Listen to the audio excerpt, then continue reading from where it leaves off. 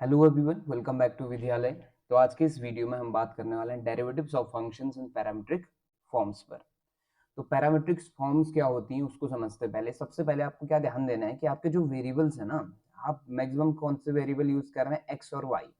जहां एक्स जो है वो क्या हो जाता है, इंडिपेंडेंट वेरिएबल होता है, ठीक है, और वाई जो है वो डिपेंडेंट वेरिएबल होता है। तो अब प्रॉब्लम क्या आएगी कि जो x और y है वो अब एक दूसरे के टर्म्स में नहीं मिलने वाले हैं। आपको क्या होगा कि x in terms of third variable same as y in terms of third variable आपको दिखने वाला है। अभी तक हम दो वेरिएबल यूज कर रहे थे, x और y। अब यहाँ तीसरे वेरिएबल की एंट्री होगी, तो थर्ड वेरिएबल की जब एंट्री हो जाती है उसी को हम कहते हैं पैरामीट्रिक फॉर्म। फॉर एग्जाम्पल ऐसा भी हो सकता है कि x जो है फंक्शन हो किसका, t का, फंक्शन हो किसका, थीटा का, या फंक्शन हो किसका, फाई का। सेम एज y के केस में भी ये आपका फंक्शन हो सकता है, ठीक, t का हो सकता है, थीटा का हो सकता है, या फाई का हो सकता है, करेक्ट। तो इस तरह से आपका अगर ये x और y किसी थर्ड वेरिएबल के टर्म्स में अगर हमें मिलते हैं तो उस तरह की इक्वेशंस को हम कहते हैं, या उस तरह के फॉर्मेशन को हम कहते हैं पैरामीट्रिक फॉर्म्स। तो पैरामीट्रिक फॉर्म्स का आपका सॉल्यूशन किस तरह से आपने करना है, एक छोटा सा एग्जांपल लेके स्टार्ट करूंगा। ठीक, जैसे for example x equal to है आपके पास 2a t² और दूसरा y इज इक्वल टू है a t⁴। तो यहाँ आपने समझना है कि जो थर्ड वेरिएबल है ना वो है t। a a जो है वो किसकी तरह लिया जाएगा, कांस्टेंट की तरह ट्रीट करा जाएगा, करेक्ट। चलो फिर, तो यहां से अगर आपसे कहता है कि आपका क्वेश्चन ऐसा होगा और कहेगा फाइंड dy बाई dx, आपको ढूंढना होगा dy बाई dx। लेकिन जब चीजें किसके टर्म्स पे दी हैं, t के टर्म्स पे, तो हम कैसे डील करने वाले हैं वो देखो। आप कैसे निकालेंगे, dy बाई ds तो फाइंड करेंगे आप, लेकिन उसके लिए y किसका फंक्शन है, t का, तो आप एक्चुअल में निकालेंगे dy बाई dt। और सिमिलरली आप निकालेंगे dx बाई dt और दोनों को डिवाइड कर देंगे तो आपका क्या मिलने वाला है, आपको dy बाई dx मिलने वाला है, करेक्ट। चलो फिर स्टार्ट करें। सबसे पहले मैंने फाइंड कर लिया है dy बाई dt। तो dy बाई dt फाइंड किया तो a एज ए कांस्टेंट हम ट्रीट करने वाले हैं, तो a बाहर रहा। t⁴ का डेरिवेटिव क्या हो जाता है, 4t³। तो ये ओवरऑल ऐसा आ जाएगा 4a t⁴। ऐसे ही dx बाई dt की बात करूं तो dx बाई dt कितना आने वाला है, देखो 2a इज अ कांस्टेंट, बाहर आ जाएगा, t² का 2t होता है, तो ओवरऑल चीज 4at बन जाएगा।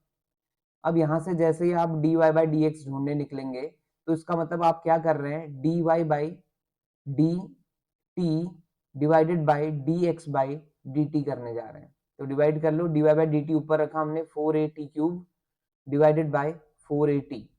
तो जो फाइनल आंसर आया आपका वो आ गया t²। तो ये फाइनल आंसर है, dy बाई dx की वैल्यू आ गई t² in terms of t only, correct.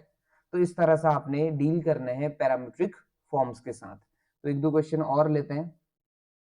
जैसे अगला क्वेश्चन मैं उठा रहा हूं, फिर से कहेगा कि आपका क्या, find dy by dx if x is equal to cos theta minus cos 2 theta, ठीक है, और y इज इक्वल टू दिया हुआ है sine theta minus sine 2 theta, ठीक।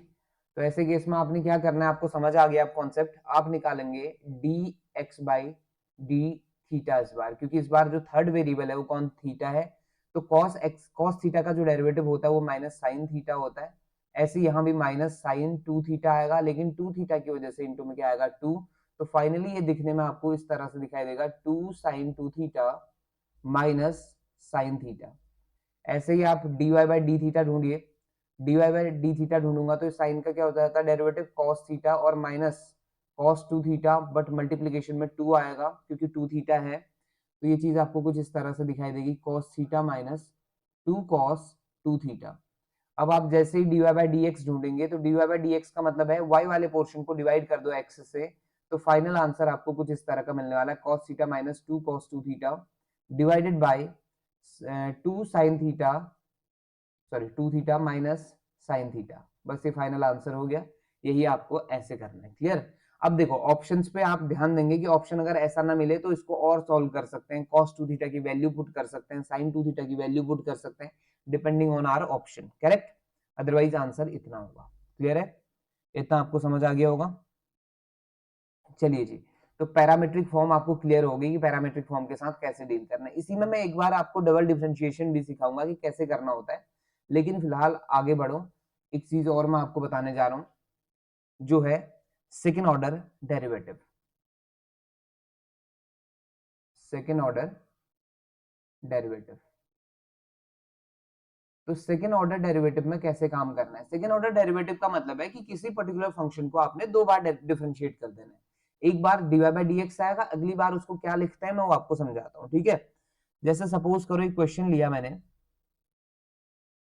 ठीक, क्वेश्चन कुछ इस प्रकार का है, y is equal to X square plus three X plus two, ठीक है। आपसे कहता है कि find the second order derivative of that particular function.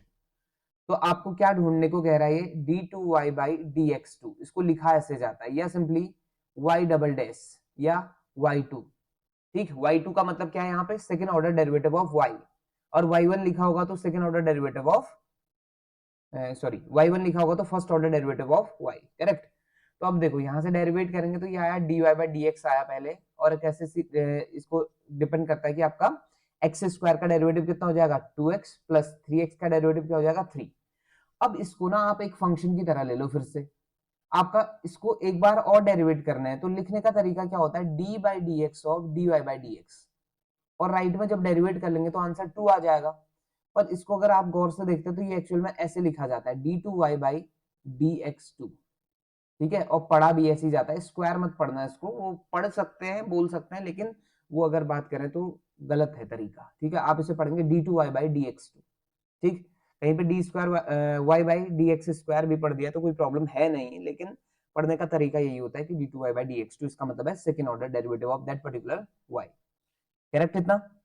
चलिए जी, इसी में एक दो क्वेश्चन और समझ लेते हैं, फिर उसके बाद आगे बढ़ेंगे। एक क्वेश्चन और उठा रहा हूं, क्वेश्चन कुछ इस तरह का है कि y is equal to log log x, ठीक है। तो पहला डेरिवेटिव करेंगे तो ये dy बाई डी एक्स हो जाएगा, और लॉग, और ये अंदर वाले को x मान लिया करो। देखो चेन रूल आपको बताया हुआ था, उसी पे बेस्ड है ये, लॉग x को आपने x मान लेना है, तो log x का डेरिवेटिव होता है वन अपॉन x, लेकिन हमारा जो इस बार x था ना वो नॉर्मल x नहीं था, वो था log x। अब जिसे आपने x माना उसका derivative that is one upon x, तो फाइनल आंसर आपका यहां तक आ गया x log x, या dy बाई डी एक्स। अब आप करने जा रहे हैं क्या, इसका डबल डिफरेंशिएशन, तो यानी कि ये आ जाएगा d two x by D x two, और नीचे वाले का स्क्वायर आप कर देंगे, और नीचे वाला ऐसे ही उतरता है एक्स लॉग एक्स, और ऊपर वाले का डिफरेंशिएशन कितना हो गया, जीरो हो गया क्योंकि वन था, और ऊपर वाला ऐसे ही उतरा, और नीचे वाले का डिफरेंशिएशन आप करने निकलेंगे तो यहाँ पे आपका प्रोडक्ट रूल लगेगा एक्स और लॉग एक्स पर। तो क्या हो जाएगा, एक्स इंटू लॉग एक्स का derivative one upon x, plus log x ऐसे आया, एक्स का डेरिवेटिव कितना हो गया, वन, तो उसको छोड़ देंगे आप, ठीक है। तो आपका जो फाइनल आंसर आएगा वो किस इस तरह का आ जाएगा, ये तो आपका जीरो हो गया, और राइट में आप आते हैं तो ये एक्स से एक्स कट गया, अंदर आ गया आपका minus one plus log x, और डिवाइडेड बाई क्या, एक्स लॉग एक्स का होल स्क्वायर। इस तरह से आपका इसका आंसर आ जाएगा, करेक्ट। समझ आ गया होगा, ठीक है। तो सेकेंड ऑर्डर डेरिवेटिव भी आपने ऐसे डील करनी है सेकेंड ऑर्डर डेरिवेटिव के साथ, लेकिन इसमें कुछ खास क्वेश्चंस आपको मिलते हैं, जैसे इस तरह के क्वेश्चन आपके पास आ सकते हैं। जैसे देख लो, ध्यान से सुनना, कहेगा कि आपका y is equal to a e to the power mx plus b e to the power nx, ऐसा कुछ दिया हुआ है, ठीक। Then find the value of d2y by D x two plus m plus n of dy by D x और plus M N Y is equal to क्या, zero. Sorry, ये तो मैंने आंसर बता दिया आपको, पर इसकी वैल्यू ढूंढने को कहेगा वो आपका, किसकी, इस पर्टिकुलर चीज की। तो आपने क्या करना है, एक बार सिंगल डेरिवेटिव निकालना है और एक बार डबल डेरिवेटिव निकालना है, इसमें वैल्यू पुट कर देना और आपका फाइनल आंसर आ जाएगा। जैसे आप सिंगल डेरिवेटिव निकालेंगे तो क्या आएगा, D Y by D X equal to कितना बनने वाला, देखो ए ऐसी रहा, E to the power M X का derivative E to the power M X होता है, लेकिन एम एक्स का डेरिवेटिव आप करने निकलेंगे तो वो आ जाएगा एम, तो ये बन गया a m e to the power M x plus b n e to the power n x, clear. अब इसका सेकेंड ऑर्डर डेरिवेटिव कर लो, d two Y by dx2 करने निकलूंगा तो ये बनेगा a m square e to the power mx plus b n square e to the power nx। अब ये वैल्यूज रख देते हैं। देखो उसने क्या कहा था, इसकी वैल्यू निकालो, तो यहाँ से आपका d2y बाई dx2 की वैल्यू रख रहा हूँ a m square e to the power mx plus b n square e to the power nx। ये तो ऐसे रहा, प्लस m प्लस n से मल्टीप्लाई करना है किसको, dy बाई dx को, तो m प्लस n ऐसा ही रहा, और dy बाई dx की वैल्यू रख दो a m e to the power mx plus b n e to the power nx। Correct था। और तीसरा केस, सॉरी ये चीज आपका माइनस में है, सो सॉरी फॉर दैट, ये क्वेश्चन पूछा हुआ है इसने, यहाँ पे ये माइनस में है चीज, ठीक है, ये आपका माइनस में है और ये भी माइनस में आ जाएगा। फिर अभी सोचूं कि वैल्यू माइनस सॉरी जीरो कैसे आ रही थी, ठीक है, यहाँ तक आ गया। और प्लस एम एन ऐसे रहेगा, वाई की वैल्यू पुट कर दो a e to the power M x plus b e to the power n x, ठीक है।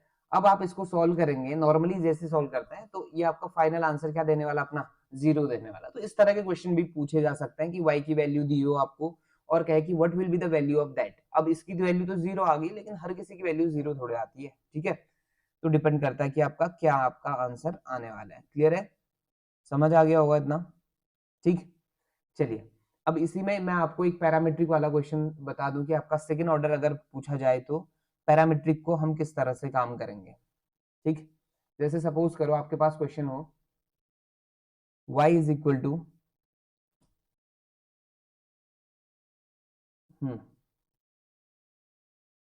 Double derivative sorry x equal to, यही मान लेता हूं 2a t स्क्वायर और y इज इक्वल टू मान लिया a t की पावर 4। तो आपसे पूछता है कि आपका d2y बाई dx2 निकालो। तो सिंगल डेरिवेटिव तो आपको समझ आ गया था, लेकिन डबल डेरिवेटिव कैसे करना है वो समझ लो। देखो dx बाई dt आपने निकाला, ये आया 4at, और dy बाई dt आपने निकाला, ये आया कितना 4at क्यूब, करेक्ट। अब आप dy बाई dx तो निकाल लेंगे, dy बाई dx कितना आएगा, ये आ जाएगा 4at cube divided by 4at, तो ये आ गया t स्क्वायर, करेक्ट। लेकिन अब आप d2y बाई dx2 निकालने जा रहे हैं, तो इसको देखना कैसे आपने, d by dx of dy by dt, sorry dy by dx, इसे देखा। अब लेकिन हमें पता है कि dy बाई dx जो है किसका फंक्शन है, t का, तो ये किसके रिस्पेक्ट में डेरिवेट होगा, t के रिस्पेक्ट में, तो इसको ऐसे लिखा जाता है। अब देखो d by dt of dy by dx और इनटू dt अपॉन dx।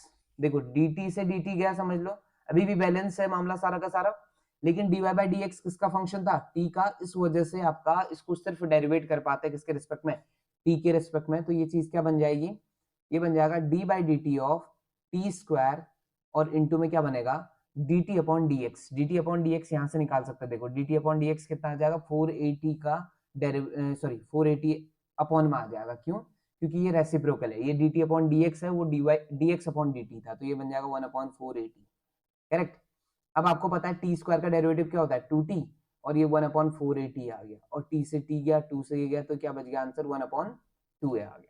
तो इस तरह से आपने सेकंड ऑर्डर डेरिवेटिव ढूंढने। दूसरा तरीका मैं आपको सेकंड ऑर्डर डेरिवेटिव ढूंढने का बताऊं, तो समझ लो, यहां देखना d2y बाई dx2 जब आप निकालेंगे, तो ध्यान से सुनिएगा, आप निकालना dy बाई dx का डेरिवेटिव, लेकिन dy बाई dx किसके टर्म्स पे, t स्क्वायर के टर्म्स पे है, तो t स्क्वायर का आप जनरली लिख देंगे 2t, कोई प्रॉब्लम नहीं, लेकिन t किसके रेस्पेक्ट में डेरिवेट हो रहा है, x के रेस्पेक्ट में, तो वही वाला कॉन्सेप्ट dy बाई dx वाला, यानी साथ में क्या आएगा dt बाई dx भी आएगा। तो अब आप समझ लीजिए, इसकी वैल्यू पुट करेंगे 1 अपॉन 4a t, और t से t कट जाएगा, और यहाँ 2 से ये कटेगा, तो ये बन जाएगा 1 अपॉन 2a, इसका फाइनल आंसर आ जाएगा। आप किसी भी चीज से समझ लीजिए, ये भी एक्चुअल में चेन रूल ही लगाया मैंने, यहाँ भी आपका चेन रूल ही लगाया, बस ये ऊपर वाला जो है रेड पेन से जो लिखा है वो शॉर्टकट फॉर्म है, और नीचे वाला जो है वो लेंदी फॉर्म है, जो एक्चुअल में किया जाता है सब्जेक्टिव के केस में, करेक्ट। तो इस तरह से आप काम करेंगे किसमें, पैरामीट्रिक फॉर्म और डबल डिफरेंशिएशन में मैंने आपको दोनों चीजें समझा दी हैं, ठीक है। अब अगले वीडियो में जो हम बात करेंगे वो होगा आपका क्या, यानी सक्सेसिव डिफरेंशिएशन पे हम काम करेंगे अगले वीडियो में, ठीक है। तो ये बेसिक डिफरेंशिएशन आपको बता चुका हूं मैं, अब बात करेंगे सक्सेसिव डिफरेंशिएशन की, वो नेक्स्ट वीडियो में हम बात करेंगे, क्लियर। अगर आपको वीडियो पसंद आ रहा है, चीजें समझ आ रही हैं, तो please do like share and subscribe. ठीक है, आपसे नेक्स्ट वीडियो में मिलते हैं एक छोटे से ब्रेक के बाद। Thank you so much for watching.